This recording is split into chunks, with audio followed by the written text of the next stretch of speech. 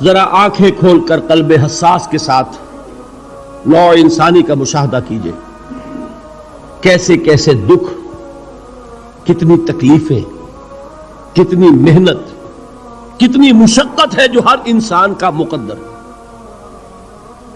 قرآن مجید میں ایک مکمل سورت ہے، سورت البلد. اس میں اللہ تعالیٰ نے متعدد قسمیں کھا کر ایک بات کہی، لا اقسم بہذا البلد وانت حل بہذا البلد ووالد وما ولد لقد خلقنا الانسان فی کبد. ہم نے انسان کو مشقت ہی میں پیدا کیا. یہ مشقت ہر انسان کا مقدر ہے. لوگ گھروں کو چھوڑ کر آئے ہوئے ہیں، کہاں کہاں انسان جاتا ہے. یہ اس دنیا میں محنت اور مشقت. ہاں ایک مغالطہ ہو جاتا ہے کہ شاید یہ محلوں میں رہنے والے جو ہیں انہیں کوئی مشقت نہیں، انہیں کوئی دکھ نہیں. حالانکہ حقیقت یہ نہیں ہے. جو جتنا امیر ہے آپ دیکھیں گے اس کی جسمانی مشقت کم ہے، ذہنی کوفت زیادہ ہے. ٹرینکولائزرز کی انہیں ضرورت پڑتی ہے، انہیں سیڈیٹیوز چاہیے. خواب آور دوائیں مزدور کو نہیں کبھی ضرورت پڑے گی. وہ 8 گھنٹے کی محنت کرنے کے بعد ایسا سوتا ہے کہ وہ صبح ہی کی خبر لے گا.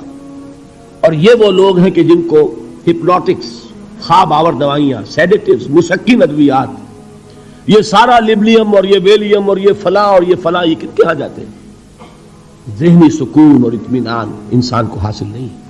کسی کی جسمانی مشقت ہے، کسی کی ذہنی مشقت ہے.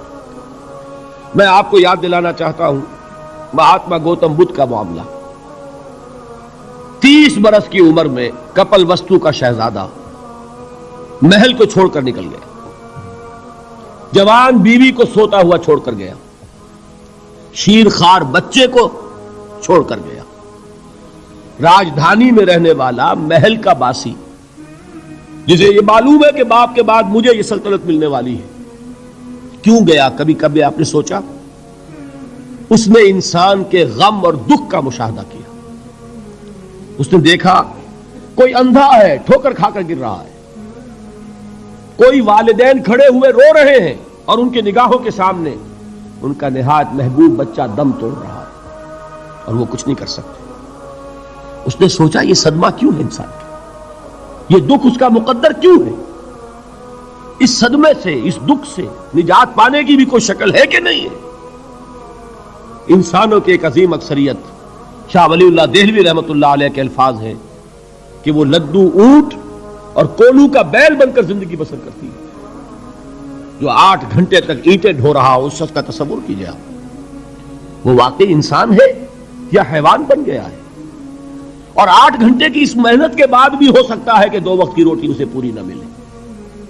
اور یہ تو ہو سکتا ہے، نہیں ہوتا ہے کہ اگر بچہ بیمار پڑ گیا ہے تو شاید کوئی برتن بیچے بغیر اس کی دوا کا سامان نہ کر سکے. ایسا شخص کتنے بوجھوں تلا دبا ہوا، کتنی مشقت کے اندر پسا ہوا. لدو اونٹ اور کولو کا بیل، انسانوں کی عظیم اکثریت کی سطح پر زندگی بسر کرتی. لیکن آپ کو معلوم ہے کہ کولو کے بیل کے لیے مشقت ہی مشقت ہے، اس کے احساسات یہ نہیں ہے جو کہ ان سے انسان کو جو صدمہ پہنچتا ہے. ایک بیل کو اس سے کوئی غرض نہیں کہ اس کا کوئی بچہ بھی تھا کہ نہیں تھا، اور اس کو کوئی بخار ہوا ہے یا کیا ہوا ہے. اس صدمے سے وہ بیل بچا ہوا ہے. گھوڑے کو کوئی پتہ نہیں کہ میرا بھی کوئی اولاد میری ہے یا نہیں ہے، اور مجھے اس کا کوئی صدمہ ہے یا دکھ ہے، کوئی پتہ نہیں. لیکن انسان کا معاملہ یہ ہے کہ والدین کو جو جو دکھ دیکھنے پڑتے ہیں اپنے بچوں کے لیے، اپنی اولاد کے لیے. رات کی نیند ہے حرام ہے اس لیے کہ بچہ بخار میں تپ رہا ہے یا درد سے تڑپ رہا ہے، لہذا نہ ماں سو سکتی ہے نہ باپ سو سکتا ہے. میں نے ایک موقع پر دیکھا لاہور میں کیروسین آئل، اس زمانے میں ابھی سوئی گیس نہیں آئی تھی، اور اکثر و بیشتر جو ہے یہی مٹی کا تیل جو ہے ایندھن کے طور پر استعمال ہوتا تھا، اس کی شارٹیج ہو گئی تھی. تو کئی فرلانگ لمبی قطاریں لگتی تھی ان دکانوں کے باہر، ڈپو کے باہر. اور ایسے منظر بھی کہ ایک خاتون برقع پوش، ایک گود میں بچے کو لیے ہوئے، ایک کی انگلی پکڑے ہوئے، بوتل ہاتھ میں لیے ہوئے تیل کے لیے، اور کئی گھنٹے کھڑی ہے دکان. یہ مشقت انسان جھیلتا ہے کہ نہیں؟ غالب نے اس کا نقشہ کھینچا ہے کہ رنج سے خوگر ہوا انسان تو مٹ جاتا ہے رنج. مشکلیں اتنی پڑی مجھ پر کہ آسان ہوگی. ہم بھول جاتے ہیں، ورنہ واقعہ یہ کہ قلب حساس ہو اگر، اور قید حیات و بند غم اصل میں دونوں ایک ہیں. موت سے پہلے آدمی غم سے نجات پائے کیوں؟ اچھا یہ تو ہوا لقد خلقنا الانسان فی کبد. حیوانات کا معاملہ ایک اور اعتبار سے آسان ہے. ان سے کوئی محاسبہ بھی ہے کیا؟ کوئی جواب دہی بھی ہے؟ کوئی ان کو اللہ کے حضور میں کھڑے ہو کر اپنے اعمال کا حساب بھی دینا ہے؟ نہیں. انسان کی یہ ٹریجڈی ہے، یہ المیہ ہے انسان کا. اس کو بھی قرآن مجید کی ایک سورت میں قسمیں کھا کر اذا السماء انشقت، اس کے بعد کیا فرمایا؟ یا ایھا الانسان انک کادح الی ربک کدحا فملاقیہ. اے انسان، تیرا المیہ، تیری ٹریجڈی اس سے کہیں بڑھ کر ہے. تجھے صدمے پر صدمے جھیلتے ہوئے، مشقت پر مشقت برداشت کرتے ہوئے ایک روز اپنے رب کے حضور میں بھی کھڑا ہونا ہے، جواب دہی بھی کرنی. اس دن کے حساب سے، اس دن کے احساس سے جو بڑے بڑے ہماری امت کے عظیم جو گلے سرسبد ہیں، ان کا یہ حال آپ نے پڑھا ہوگا. حضرت ابوبکر صدیق رضی اللہ تعالی عنہ وہ ایک عجیب کیف کے عالم میں فرمایا کرتے تھے، کاش میں درختوں پر چہچہاتی ہوئی چڑیا ہوتا جس سے حساب کتاب نہیں ہوگا. کاش کہ میں گھاس کا تنکا ہوتا جو آج ہے اور کل آگ میں جلا دیا جاتا ہے، ختم ہو جاتا. اس سے محاسبہ کوئی نہیں. وہ جس کے احساس سے کہ حضرت عمر جو ہے اپنے انتقال کے وقت سخت بے چین تھے. ان کے بیٹے حضرت عبداللہ ابن عمر رضی اللہ تعالی عنہما نے ان کا سر جو ہے وہ اپنی زانوں پر رکھ لیا تو کہا نیچے ڈال دو. ایک عجیب بے کلی اور بے چینی. انہوں نے کہا ابا جان آپ کیوں پریشان ہیں؟ آپ تو عشرہ مبشرہ میں سے ہیں.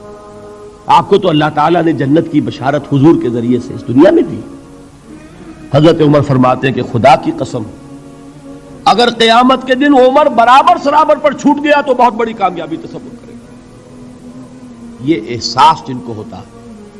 حضرت علی کا حال کیا ہوتا ہے؟ ابھی جو آپ نے حافظ صاحب سے سنا، یہ حضرت علی کا معاملہ ہے کہ ایک تیر پیوست ہو گیا تھا، کسی طرح نکل نہیں رہا تھا. حضرت علی نے فرمایا کہ اچھا چھوڑو مجھے، میں نماز کی نیت باندھتا ہوں. نماز کی نیت پڑھتے تھے تو لرزتے تھے، کانپتے تھے. کس کے سامنے کھڑا ہوں اور کس کے سامنے مجھے ایک دن جواب دہی کے لیے کھڑا ہونا ہوگا.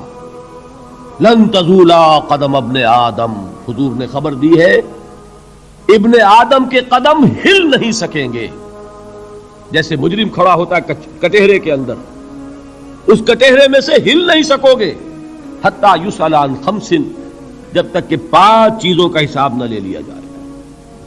وہ 5 چیزیں کیا ہیں؟ کان کھول کر سنیے. عن عمرہ فیما افناہ، عمر کا حساب دو. یہ 80 برس اور 70 برس ہم نے تمہیں دنیا میں دیے، کہاں ضائع کیے. وعن شبابہ فیما ابلاہ، اور خاص طور پر جوانی کا دور، امنگوں کے دن، ولولے ہوتے ہیں، قوت ہوتی ہے، توانائی ہوتی ہے، آدمی چلتے ہوئے زمین پر پاؤں مارتا ہے، قوت جو ہے وہ اپنا اظہار چاہتی ہے. یہ جوانی کہاں گلائی؟ حساب دو، ایک ایک لمحے کا حساب دو. وَعَن مَالِهِ مِنْ أَيْنَ اكْتَسَبَهُ وَفِيمَا أَنْفَقَهُ، ایک ایک پائی کا حساب دو. مال کا کہاں سے کمایا تھا، حلال سے کہ حرام سے، اور کہاں خرچ کیا تھا، گل چھروں میں، عیاشیوں میں، یا نیکی کے کاموں میں، ادائے حقوق میں، اللہ کے دین کے لیے. 4 سوال ہو گئے. 2 زندگی کے بارے میں، ایک زندگی پوری بحیثیت مجموعی کہاں کس کام میں لگائی، اور خاص طور پر شباب کا دور کہاں لگایا. 2 سوال مال کے بارے میں، کمایا کہاں سے، حلال سے کہ حرام سے، جائز سے کہ ناجائز سے، خرچ کہاں کیا. اور آخری سوال وَعَمَّا عَمِلَ فِيمَا عَلِمَ، جو علم حاصل کیا تھا اس میں عمل کتنا کیا. علم کے انبار لگاتے چلے گئے اور عمل کے آغاز کی بھی نوبت نہ آئی. یہ علم جو ہے یہ اس روز سب سے بڑا وبال بن جائے گا انسان. اتنا علم اور عمل کچھ نہیں، بجائے کہ کریڈٹ کا ذریعہ بنے یہ الٹا ڈیبٹ کا کھاتا بن جائے. یہ جواب دہی کا احساس ہے کہ جس کی وجہ سے انسان کی ٹریجڈی جو ہے وہ دوہری ہے. کوئی حیوان اتنے بوجھ تلے نہیں. مشقت کی، محنت کی، اس زندگی میں ختم ہوئے، اس کے بعد کوئی محاسبہ نہیں۔ اس کو بھی غالب نے خوب کہا ہے کہ اب تو گھبرا کے یہ کہتے ہیں کہ مر جائیں گے، اور مر کے بھی چین نہ پایا تو کدھر جائیں گے۔ یہ ہے وہ ہیومن ٹریجڈی